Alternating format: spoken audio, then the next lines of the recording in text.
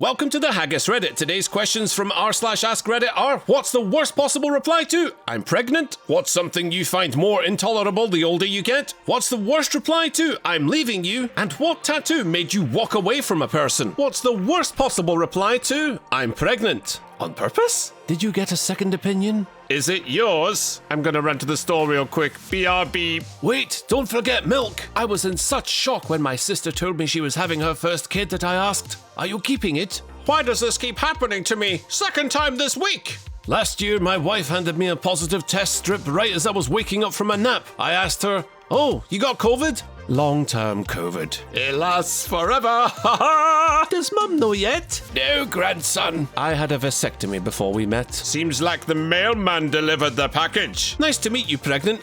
Wait a second. The actual reaction from my best mate's girlfriend to my girlfriend? Push off. Are you joking? Who am I going to drink with tonight? You're going to be so boring now. From the looks of it, I thought you already were. What's something you find more intolerable the older you get? Noise. Especially people blasting music. Just push right off with that. People with Bluetooth speakers on their backpacks blasting rubbish music in national parks go straight to the bad place when they die. No chance for redemption. Pee-pee flatteners, bees with teeths, and butthole scorpions for them. Advertisements everywhere. Can't even take a pee-pee without being bombarded. Now that everything is digital, it's just insanity. When someone purposefully makes you upset and they say, it's just a joke. People. Seriously. It's people. I used to be a very social person. Now I just hate everyone. In the words of Bukowski, I don't hate people, but I feel better when they're not around. Fear-mongering and false news. This is becoming more popular with apps like TikTok. People will say anything in a 1-minute clip and people will instantly believe it. People who feel the need to out-grief you with things that happened years before for attention when you're currently going through something. Yes, I do know people like that, and they are one-upmanship masters, and I think it is just their way of relating to it, or perhaps it's something that just pops into their brain as you're telling them the story. Clearly, it's just self-obsessive behavior because a lot of people are interested in their own lives more than they are someone else's.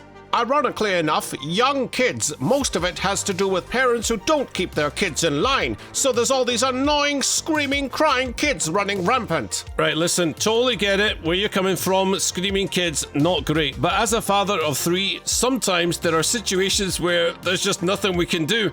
My son wasn't a talker. In fact, he wasn't speaking full sentences until he was 5 years old. So before that, if he was interested in something or he was quite excited, he would just often shriek. And we did our best to calm him down, but let's just say it wasn't a two-way communication thing. So there was a time where I was in the supermarket and I had to leave him with his mother because of the noises he was making, and I went to the butter and the milk just to calm down at the fridges, and a woman turned to me when she heard this shriek coming from the aisle and said, "Doesn't that noise just go right through you? It's awful!" And I said, "Yeah, try living with it!" She obviously realised what had happened and then turned and said, "Oh, no, don't worry about it. I'm a grandma. I've got 7 grandkids. I know what it's like." But yes, totally understand. Kids that run up and down unchecked and the parents don't even seem to care. Sometimes they have lost the will, but I do agree they should at least be making some kind of effort. What is the worst reply to I'm leaving you?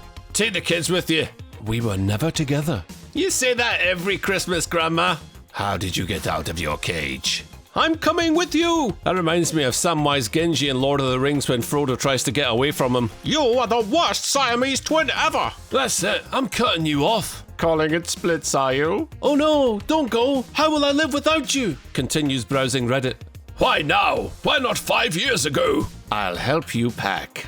What tattoo made you walk away from a person? Older woman had a whole back tiger tattoo. I asked her about it and she told me her and her sister were both Leos. She had a full back tattoo of the wrong cat. Man, I hope that was a joke that didn't land. I love making up dumb meanings for my tattoos when people ask. I couldn't really walk away because I was at work, but a customer had a tattoo on his arm of Dorothy from The Wizard of Oz. She was on her knees with the Tin Man. Should have been the Scarecrow. He's the one who wanted a brain. How else do you get the Tin Man's heart pumping? My buddy was into this goth girl who was super cute and covered in tats. We saw her one day with her arms uncovered and her tats on each arm were showing for the first time. Charles Manson on one arm, Adolf Hitler on the other. My current boss has a tattoo in Chinese that she got when she was 18. What's it say? Italian. My stepbrother is full-on Milady neckbeard incel, or at least he was. Somehow he managed to get a girlfriend. 2 weeks later, he has a tattoo on his wrist. It's a date. It's not the date they got together, so I asked, "What's the date for?" He tells me, "It's the day I became a man." I called him an absolute idiot. They broke up a week later, and he's since had it covered up. A guy I worked with showed me his Monster Energy tattoo on his back, and he was proud of it. I was once dating this white boy with blue eyes, and he had a whole Egyptian scene spanning across his chest and down to his arms. Out of curiosity one day, I asked him if he was really into Egyptian culture. His response: "I took an ancestry and DNA test and it said I'm 1% black." Dude had 2 words tattooed on his forehead. Walk away. So every day in the mirror he sees Yawa Claw, a motorcycle handlebar across a girl's lower back. Whilst I'm sure some people may really like that, that is a steer clear from me. That's going to do it for now. Why not toss a like to the haggis if you enjoyed the video, and subscribe if you're interested in more daily content, some of which you will find right here. Catch you on the next one. Later.